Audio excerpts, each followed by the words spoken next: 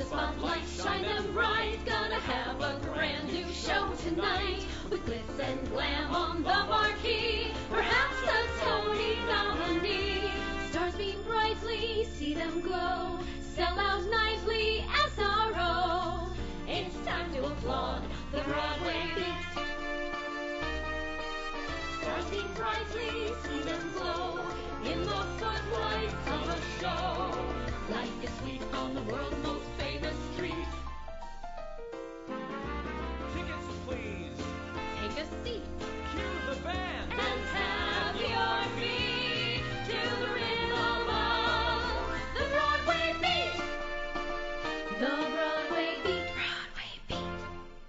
Hello, I'm Richard Ridge, and welcome to Broadway Beat, our behind-the-scenes look at the very best of what the New York Theater has to offer.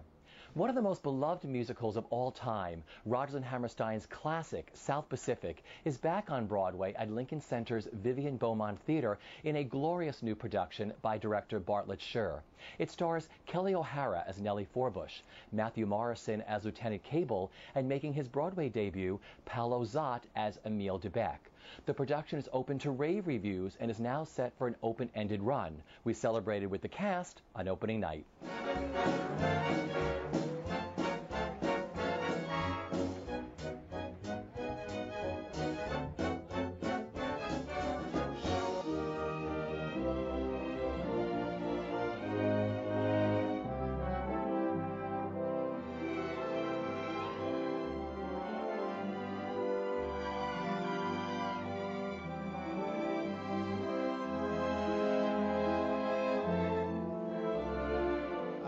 I didn't know it very well at all. I actually have never seen it on stage, and I knew the movie, but I never really liked the movie.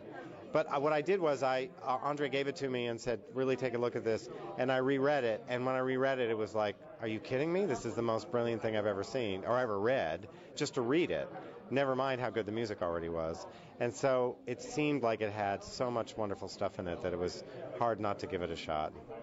The relevance, it's so relevant today. This was written in 1949, but it could have been written yesterday. Yeah. Did that amaze you when you read it again and started staging it? Yes, that was very clear to me when I read it again. I knew that Logan was very influenced by Stanislavski and all that, so the scenes were very rich.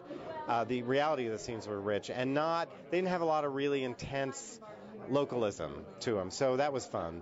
At the same time, being somebody who grew up in the 60s and 70s, I've been through all these military experiences. My brother was at the Naval Academy, and suddenly I was finding myself in the middle of these things that I felt like I knew differently than maybe they knew it then. And I could look through this long telescope over those decades and go, there's a lot to learn from this show.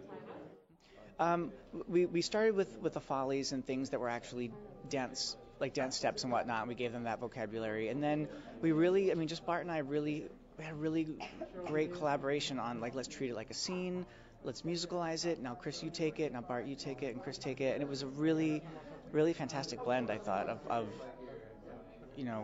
of how to work with someone at that level. Just completely meshing. So, yeah. What was the first number you worked on? What was the last number you worked on? The first was, I think it was Bloody Mary, actually, with the guys and them jumping over the hill and trying to work out what that would be like and whatnot. And then the last was Wash That Man, because there's so many elements in that, with the water and her hair and the shampoo and the foam and the stage. There were so many elements of trying to just nail everything in that and tell a story, but also satisfy the audience and the washing and all that kind of stuff. So that took us quite a bit.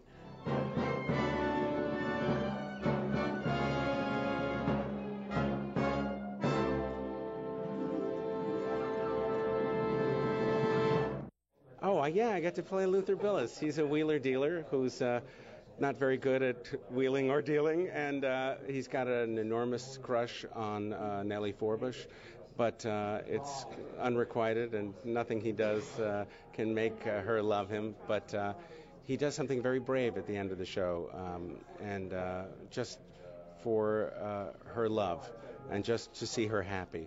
And I think that's very special. I love the journey that his character takes.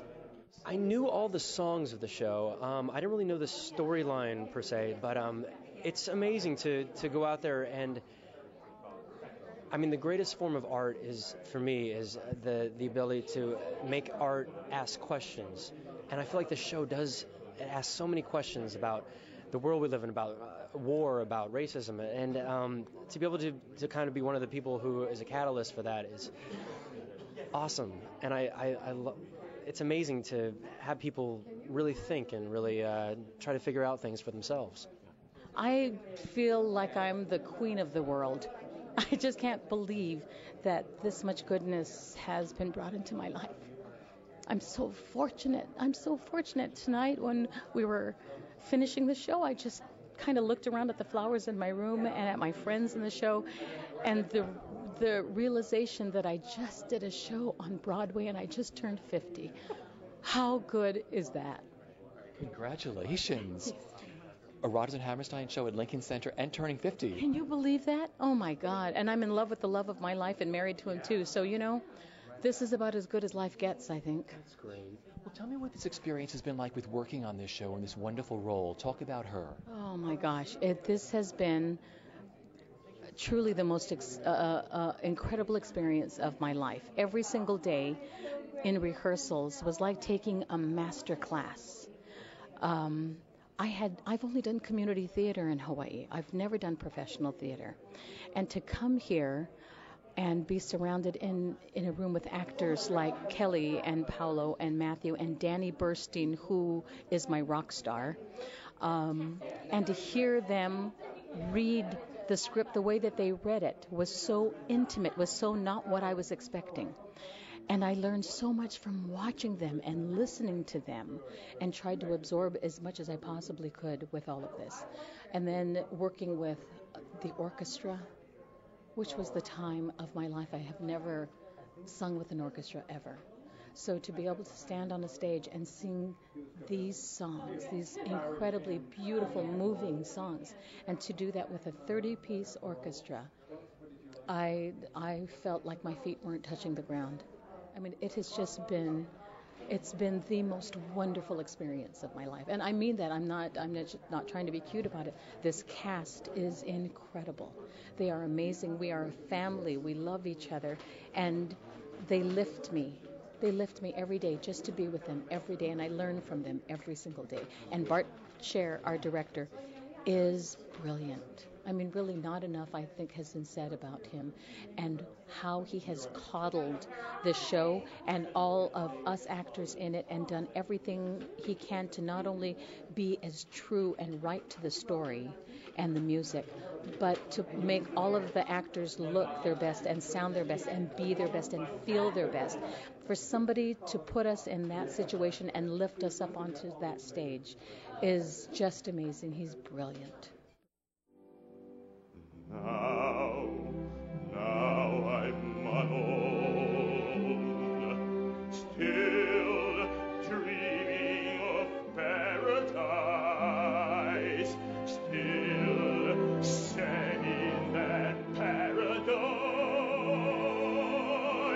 Once really wasn't mine.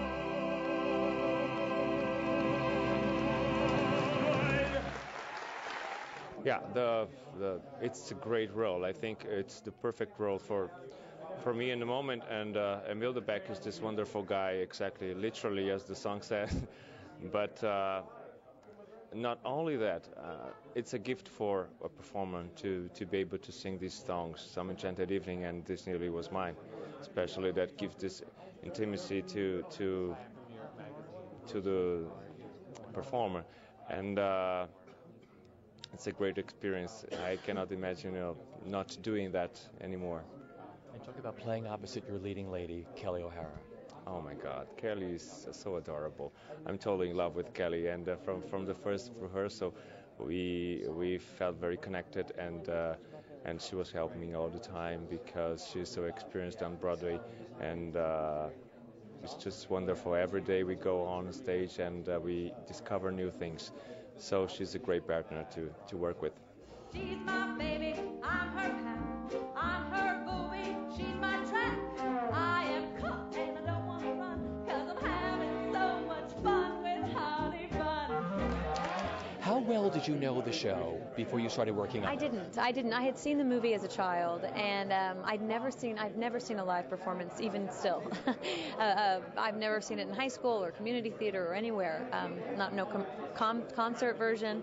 So I came to it with brand new eyes, and the first time I read the script, I had no idea it would move me the way that it did, and then I knew that I had to play it. Well, talk about your Nellie, because she's different than anybody I've ever seen before. I mean, so when you read her, what did you want to bring from the page to your performance? Well, she's a real person, for one thing, and I knew the person. My grandmother, my mom's mother, born and raised in Arkansas. She's no longer with us, but she was a beautiful woman, but she was carefully taught a lot of things. And I brought Mimi to her. That's all I know. All I know is that I know this person inside and out. Because there's a heart and soul to your Nellie that I had never seen before, and there's so much of her inside you that, comes out during the course of the show. Well, I feel almost like I've been given a chance to make some changes earlier for Mimi, who's my grandmother. I feel like I've been given a chance to show that a person can change, and I think